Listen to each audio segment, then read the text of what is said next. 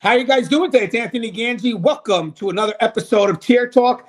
A great idea came our way from Connie Eileen. Connie won't be on the show today, unfortunately. Not unfortunately, she's with her family, which is a good thing. Unfortunately for me that she's not here. But I was hoping to have a three-way dialogue with Connie and my guest right now, Russ. But again, it is New Year's, and sometimes you have to tell me no. Russ hasn't learned that yet, hopefully, so Russ will be here to do the show. But the topic is really a topic we've never covered before. I think it's going to be pretty interesting. It's going to be 3 ways to assess if you're leading a competent staff. So this is definitely for our leaders out there, but it's also for people on the front line that kind of really need to look at themselves. Am I doing what I'm supposed to do in order to make things a little bit easier for a good leader that supervises me? Notice what I just said, because I know sometimes we don't like the people that supervise us, but guys, I specifically said a good leader, the people that you want to work for. Am I doing enough for this person so they also can stay motivated and, continue to be the great leader that they are? Real quick, guys, I got 3 sponsors I want to go over before we bring on Russ. First sponsor is American Military University. If you guys get a chance and you're looking to get a degree, higher education, please check out American Military University. It's a great online school, very supportive of what we do on Tier Talk, and also, more importantly, very supportive of what we do in corrections. And I also have Guardian RFID, from inmate tracking to cell checks to, from inmate tracking and cell checks to cloud-based businesses and artificial intelligence. Guardian RFID digitally transforms jails, prisons, and juvenile detention facilities of every size. Visit guardianrfid.com for more information. And we also have the wrap. If you guys aren't familiar with the wrap, I'm going to have a link of a video in the description of this video so you can see exactly what it is. But a little summary. Controlling combative subjects quickly in an upright position so they can breathe has never been more important. Departments such as Washington, D.C., L.A. County, San Diego County, and hundreds of other facilities across the U.S. trust and believe in the wrap restraint. Go to saferestraints.com, so that's restraints with an S, for contact information and mention Tier Talk to receive instructor training at no cost. Lower liability for your facility and your personnel with the wrap. Give the wrap a call today, 800-WRAP-911.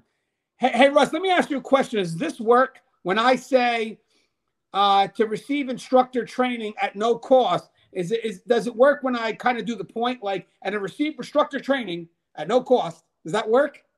Yeah. I think that's selling it.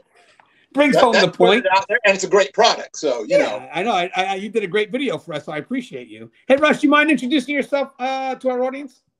Hey, everyone. I am Russ Hamilton. I am a former and retired sergeant with California Department of Corrections and Rehabilitation. Started San Quentin way back in '89. Went on to do some other things after I retired, which included being a junior detention facility officer. And now I work for a private entity, and we do reentry and rehabilitation for parolees and probationers for a local jail and a local probation department. Yeah, Russ has switched over a little bit. So Russ is getting a very big picture of everything about corrections, from the custody side to the rehabilitative side. So again, there's a lot of interesting things about corrections, and it's good to see someone try to cross different departments and to really truly get a bigger understanding of the big picture. Hey, Russ, before we break down the topic, because we're going to be discussing 3 ways real quick, I titled it, Can I Trust You? I think this is something that we may think as supervisors that we may not always let the front line know, but I'm sure as a supervisor for myself, every time I have an interaction with someone I'm supervising, especially if I just switched over into a new place and I'm not really familiar with the people that I'm working around, one of the questions that are going to be going on my mind is, can I trust this individual? Are they capable? I mean, more importantly, are they competent? I mean, there's a lot of different areas when we talk about trust. The dialogue here is mostly about, can I trust their competence? But there will be one part in regards to, can I trust them as being professional, having good work ethic? But Russ, do you think this is a question that we should be asking ourselves as supervisors, especially if we don't know the people that we are working around? Yeah, anytime that you're thrown into a situation where you're put in charge of people and you're having to supervise them. And especially if you don't have any prior way of, judging what their level of competence and experience and ability is, there's a big question mark, right? And there's some things that you can do to assess that. It's really just ways, just some concepts, ways of thinking that'll allow you to, kind of get a handle on these people. Sometimes you're going to be saddled with some individuals that are either going to not be competent, or they're going to be resistant to supervision, or, they just may not really be all that down for corrections. And that's an issue, right? Other times you're going to be blessed with individuals that are really going to be go-getters, the people that you can count on, the people that you don't have to think about for a single second. And so, all in all, this is a way to find out what you've got on your plate in front of you.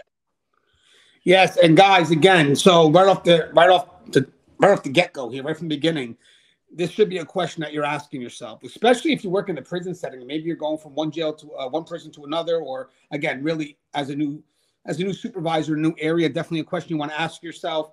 And it's funny because sometimes you may get promoted and you work in, maybe let's say the same facility. So you're pretty much going to know from working around people that you've worked with as, when you were on the front line, if these people can be trusted, because I've worked with them. And sometimes that could be scary, because I worked with them before when we were both officers together, and I don't know, or this guy is extremely professional, definitely going to find myself relying on them. And notice I said rely. As supervisors, I do like to believe that there is a teamwork there, and we do rely on each other, because again, when I say rely, I'm talking about it opens up our chance to grow and to learn. So saying you rely on the front line, I think that's pretty accurate, because you can lead them, don't get me wrong, but ultimately you are in service to the people that you supervise. So Russ, would you agree, as a supervisor, you are looking for people you can trust, because ultimately you're looking to see, as a supervisor, can I rely on them?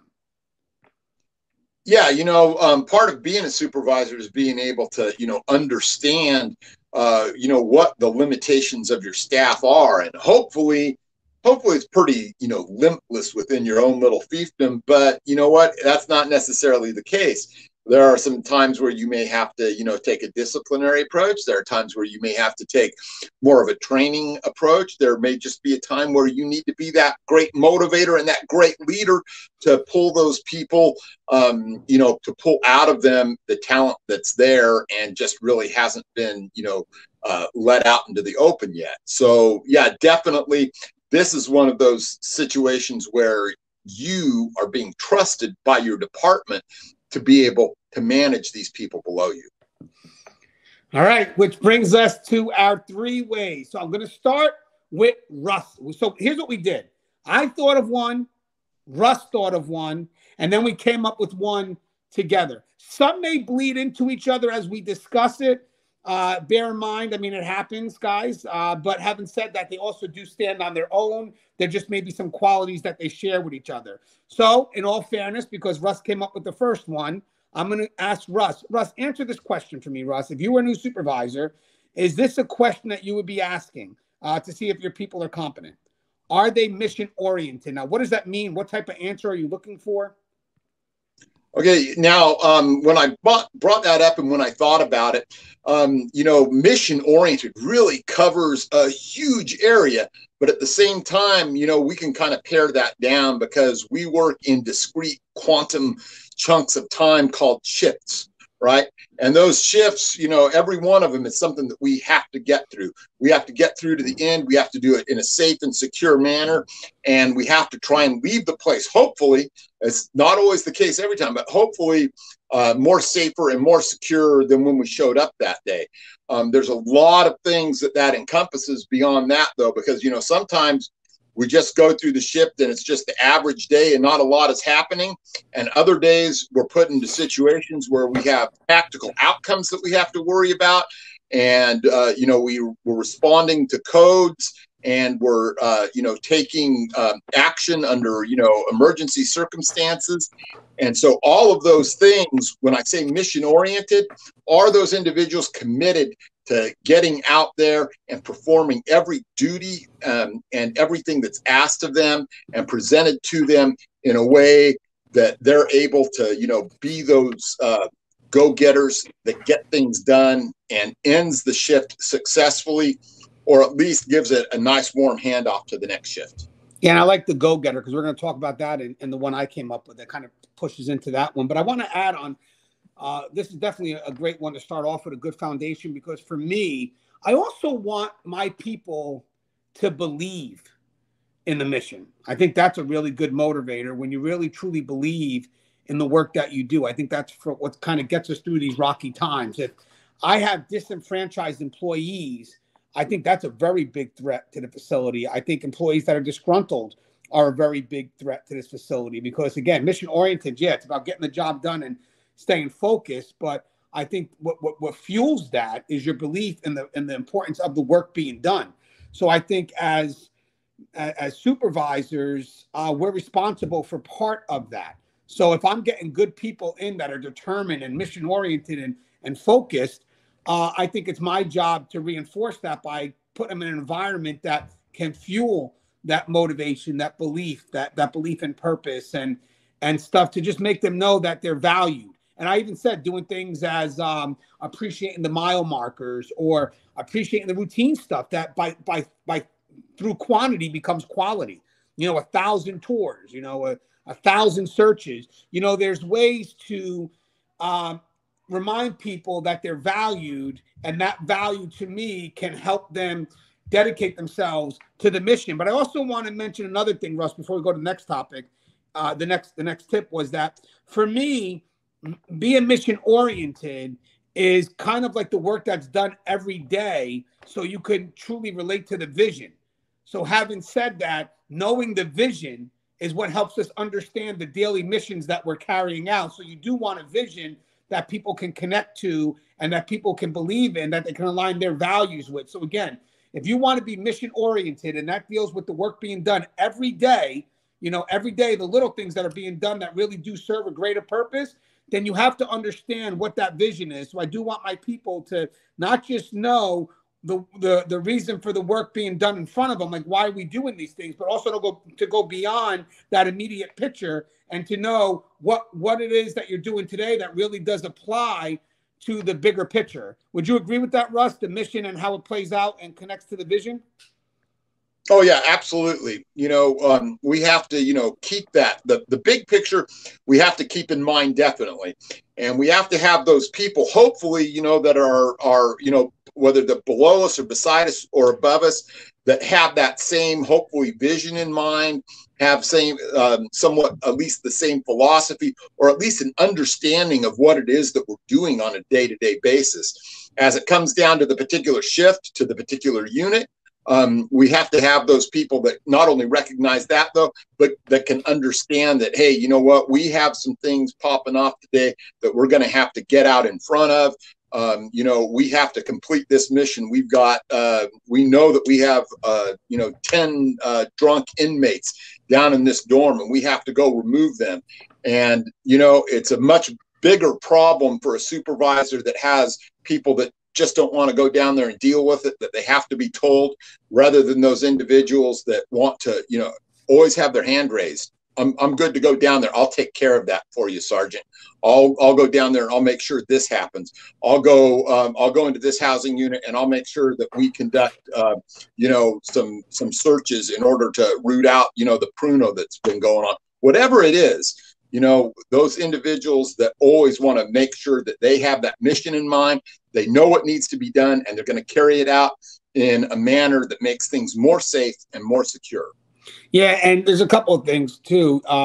Being a team player, Russ just totally talked about that. That does relate to being mission oriented. I mean, obviously, we're doing things for the team, and we have to be wary of our actions. How does the actions that we commit to on a personal level affect the team at a greater level? But Russ, great segue into the next, which was my choice now, which was, do they take initiative, self-starters? You know how I came up with this, Russ, just to let you know, is I was thinking of what type of supervisor do I want to work under? Now, I like to consider myself a go-getter, hopefully not to the point where I'm annoying, but I do like to consider myself a go-getter. I think that's helped me throughout this career. As you move up, even though your responsibility increases, you have to delegate more. And that's a lot harder than people may think, especially if you don't come from the mindset of, not wanting to work. I'm the kind of person that doesn't mind getting my hands dirty. But at this point, maybe it's time for me to delegate that, because there are people that will use that as learning tools. And the problem is sometimes when I feel that, let me go do this for somebody, I could be looking at it as an effort to help them, and they could be looking at that as robbing me the opportunity to learn. So again, the initiative here then is, when I was thinking of this, I said, I don't want to work under a micromanager. Now, again, what we consider a micromanager could be subjective. In my mind, it's more of someone that's standing behind me and just gives me an assignment, but then like kind of talks through the whole alphabet and doesn't give me a chance within the assignment to employ discretion and take on full responsibility. Instead, it's every step of the way is delegated. You want your go-getters or your high achievers, you want them to be given an assignment where you kind of just tell them, okay, this is what we have to get done. And they have a clear parameter of where their responsibilities are, which is great for them because there's clarity in that. And they can maneuver, employ discretion, and really develop a way to navigate themselves to get that job done. So for me, the person with the initiative is the fact that I want those people. I want someone where I don't always have to chase after them to say, hey, did you do this? Did you do this? Did you do this? Now, don't get me wrong. I could be a good leader and you can make me a micromanager, which is horrible, which means I could be a great leader and want to empower you, but then your work ethic is really bad. Or every time you come up to me, it's like, okay, but hey, you haven't done this, this, this, and this. And then there's only so many times where you're going to be able to do that with me, where it's going to be like, hey, I'm going to have to talk to this person every step of the way because I have lost confidence in you. Like maybe the first time you come up and I get it, we're constructive. I kind of lay out what we want and, go ahead and do you. And then you come back and it's the same concern. I start to lose confidence in you. And now what happens here is me, who I like to delegate authority, I start delegating tasks because now it's like, let me just give this person one thing at a time. And, because at this point, I don't know if I can trust them to take the initiative and solve these concerns. And the biggest reason why this matters to me is sometimes obviously when you're at the higher up, you're responsible for bigger areas of control. So what happens is in your position, you want to be able to delegate authority because you need these things to run on their own momentum and then come back completed.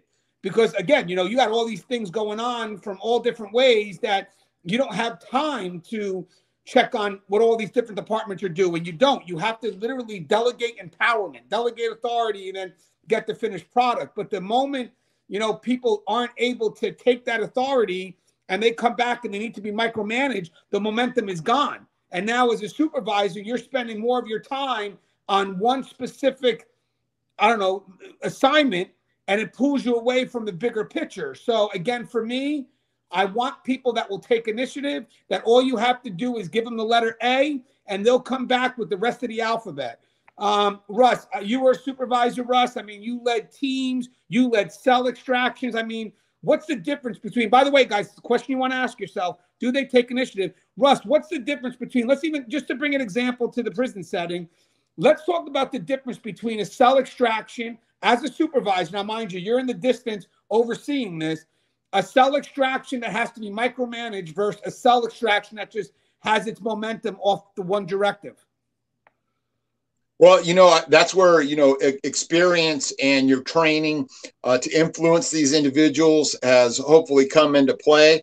If they're new to you, hopefully these are going to be the kind of individuals that, they're already getting things ready. They know that instead of having to be told what to do, they're going to get the camera. They're going to get the protective gear. They're going to get whatever chemical agents that we're going to use. They're checking in with you to make sure that, perhaps maybe, if you're at a new institution or something, that that, hey, we run this a little bit differently. There's been a change in policy, or you need to call such and such first. And they're keeping you dialed in, hopefully, while at the same time you're keeping them dialed in. And hopefully this is a mutual relationship where you're able to, feed off of this independence of each other and fuse that independence into a real team effort. Right. I'm looking for this book, but I can't find it. there's a book I have called Problem Solving. It's called Upstream. We talked about last episode. My mind went blank, and I forgot. I actually have the book on Kindle, not the year. But guys, the thing about that book, Upstream, it talks about being strategic as opposed to always being reactionary. But one of the things that it says is that being strategic is by choice, where being reactionary isn't. And I think for us, that's where people that take the initiative, the ability to adapt and adjust, that all comes from people that are willing to step up. And like Russ said, it's about evaluated experience. But you only get evaluated experience, a real good evaluated experience, if you go out of your comfort zones. You know, if you're willing to step up and, you know, learn the next thing and just keep on moving forward. For those that like to be comfortable, the problem is they may not realize it, but they're not moving, they're not growing. So for me, the biggest thing for self-growth is breaking the comfort zone and really just, you know, trying your best every day to learn, evaluate the experiences that you're going through, because eventually you start to become more confident in yourself, and that pushes you forward an inch each time you go to take an initiative. I think that everything that you do to build confidence in yourself will help give you the fuel to take the initiatives. But if you're not learning and you're not building confidence in yourself and you're never stretching your comfort zone, then you're not going to really ever try to employ initiative, because in my mind is you really haven't tested yourself enough to really, you know, take in a failure technically, because that's what usually prevents us, is we're afraid of failing. But go-getters aren't afraid of failing because they know that I may make a bad choice. I may, but I'm going to learn from it. You know, and I'm going to move forward. So initiative is really a balance of, yeah, you're going to be successful, but you're also not afraid of failing. I mean, I think that to me is a big thing. Would you agree with that, Russ? Oh, absolutely. You know, it all comes down to, you know, I always say, you know, it's the whole, you know, send me from the bottom, and then the actual, you know, manager or supervisor that's looking over this person says, hey, I know who I can send, and I don't even have to ask. These people, self-starters, self-motivated, they want to improve themselves. They want to be useful to the unit, to their supervisor. Hopefully, you know, one of the things I wanted to do is I wanted to make my supervisor successful. I also wanted to make my peers successful. I wanted to make, you know, those people that were, you know, the people that I was supervising successful too. And, you know, spreading that around, and, you know, trying to, you know, spark that desire to be the self-starter, to be the one who's willing to always be out there at the front and have your hand up 100% of the time. Yes. Now, guys, so we talked about, for me, the trust, competency. The last part is something that we have to cover because it's obvious in the question. Can I trust you? We kind of said competency first. For this point, this is really what matters here, is integrity. So, Russ, I'm sure when we deal with people, one of the things that I ask always is, can I trust this person in regards to their work ethic, their professionalism? So this goes outside of competency. This is more of, can I trust them to be effective in a manner that is ethical and professional? So, Russ, is this definitely a question that you find yourself asking a lot when you supervise somebody? Yeah, you know, one of those things that we talk about all the time in corrections is consistency, right? And if a person doesn't have integrity, they can't have any consistency. Then they become like this unknown quantity, this thing that, you know, there's no constancy to what they're doing. And you don't know whether you can trust them. You don't know whether or not what you've sent them to do, that they're going to, you know, pull some shenanigans. They're going to cut some corners. They're going to maybe not be truthful about exactly the way things went down. And they're going to put you in a cross with regards to, you know, having to take them to task, perhaps put them up into some kind of a disciplinary thing, or maybe even, you know, just the lightest part of it, just, you know what, they're not going to be your go-to person. They're going to be the person that you have to supervise, that you have to supervise more closely, the one that you have to have more direct contact with, and that, God forbid, maybe you might have to micromanage them. Right. And guys, it's hard because when it comes to integrity or when it comes to trust, sometimes it's not so overt. It's more of a feeling, you know. And again, that feeling comes from those with really good evaluated experience.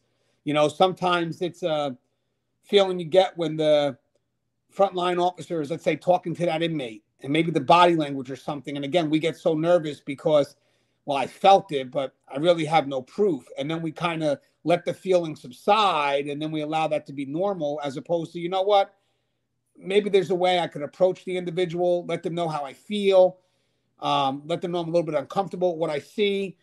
And if anything, if that doesn't affect them for the long run, at least it affects them when they're working with you, you know.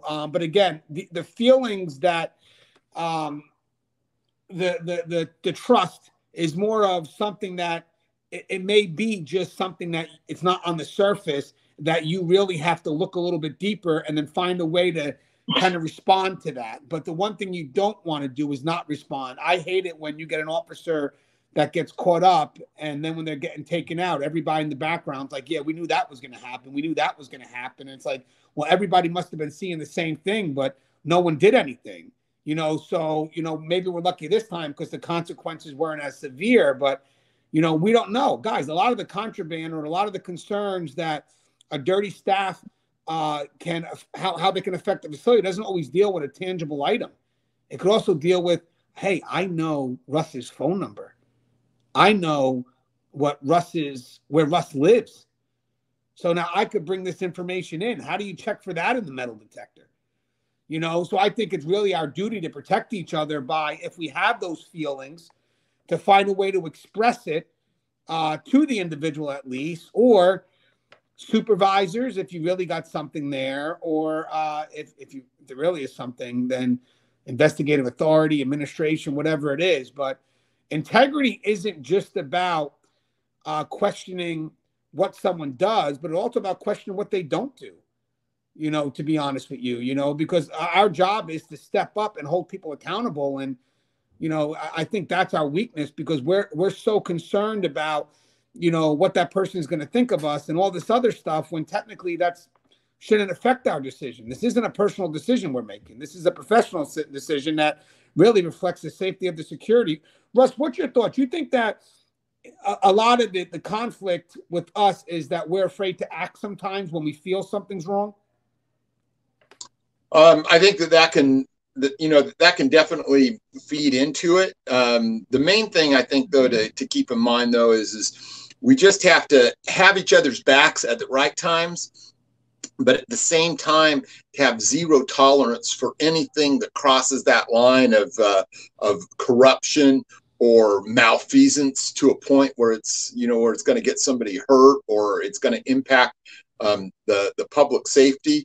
So I think that, you know, those are just that's just where we want to be. You know, we really have to hold that shield, that badge, you know, not pinned to our chest, but on our heart. It has to, you know, really actually stand for something that's, you know, maybe a little bit amorphous, something that's, you know, more of a abstract concept, you know, whether you want to call it, you know, justice or duty or whatever it is, but we need to really actually believe in that in order to keep those things that, you know, help us, you know, make our integrity shine, so to speak. And guys, people will be held responsible for not acting. You know, and when it comes to integrity, again, it's not just about being too close to the inmates. It could also be about how you use your level of authority. You know, I mean, that's important too. You know, do you abuse it? And that's on all levels, you know. So again, integrity is basically who you are when no one's watching. Right? I mean, that's pretty much what it is. Who you are when no one's watching. I hate when people try to say a little adverse to the cliche is, well, here's what I would do. Here's some good advice when you're running a unit. Pretend that the sergeant is watching you at all times. What does that say about the person? That's not integrity. That's, I'm only going to do the right thing when people are watching. You know, when you want to talk about integrity, it's like, what are your beliefs? What are your values? And hopefully they're strong enough to keep you from straying. It has nothing about what would you do if someone saw you or the supervisor was here all the time. That's how you need to act. No, that's it's got to be in you. That is totally external. That doesn't carry weight. What carries weight is what helps integrity. Do you find value in this job? Do you believe in the mission? The mission that we talked about before. You know, do you believe in purpose? That's why we stretch it all the time. We stress that. We stress it because we want you to know those are the things that keep you on the right path. The belief and value having the job, the belief in you performing the job. It's not about someone watching you to ensure you're doing the right thing. It's about you knowing what is the right thing inside. Russ, you ever get that, Russ? Hey, pretend that someone's watching you and you'll always do the right thing, or whatever that cliche was. Like pretend the supervisor's on the unit. What was that? You know, if we go back and we look about what you talked about with the whole self-starter thing, I mean, that's really kind of antithetical to that. I mean, your strength, your position of integrity should come from within, not from without. That's really easy to do if you're being watched 24/7. The reason that we have prisons, right, is because there's a whole bunch of people in society that are called inmates, right, that, you know, they have to be watched. They have to be watched directly and all the time in order to keep them from doing the wrong thing. We ain't those people. We're not that, you know, that antisocial personality disorder type of people. We're supposed to represent something completely different from that. Yeah, it's funny because when they do documentaries in prisons and they put the cameras on, then you get the inmates on their best behavior. But when the cameras are off, is who we find out who people really are. So the advice that was given to us back in the day really doesn't talk about who you are. It talks about, you know, what people expect from you, but it doesn't talk about who you are. You know, it doesn't talk about the expectations you have for yourself. Hey, Russ, this was a great topic. I think we hit some spots. I think it's a good topic for leaders as well as frontline. You know, basically, you know, what signs I could look for. And as a frontline person, you know, what should I expect from myself so I can be seen as more credible? And that's great because that actually helps a good supervisor be a better supervisor, a better leader. Hey, Russ, anything you'd like to say in closing, including a shout out to Keepers of Chaos? I didn't hear it today. Yeah, shout out to my Keepers of Chaos over there on Facebook. You know, we got a lot of great content. We've got training. We've got Jack Mosley and Jim Hall over there, and just a bunch of professionals that want to hang together for the express purpose of promoting and learning about and being better correctional staff. So, you know, I got to put that out there. I am on the verge right now of cracking that 5,000 mark. And, you know, we're really tight on who we let in there. And it's because, you know, we want people that are these people that we talked about today, the self-starters, the ones with integrity, the ones that are mission-oriented. Those are the ones you find there at Keepers of Chaos. Well said, guys. Again, the three, you know, question that you want to ask yourself when it comes to can I trust somebody is, are they mission-oriented? Are they determined? Do they take initiative? Are they self-motivated? And like the question that started the show is, can I trust them? You know, are they professional? Are they ethical? Guys, a great show. Thanks for listening. We'll have a show maybe later in the week, but if we don't get a chance to speak again, Happy New Year. This will be 2022 in a few hours. I'm going to dedicate this episode to Betty White. Betty White has passed. Yes, she's passed. Yes, she has. It's very sad. Couple of days from her 100th birthday, January 17th, she would have been 100. Very shocker. And it was funny because someone mentioned that, oh, didn't we just see her on video and stuff? They said the last time she was really on video was 2012.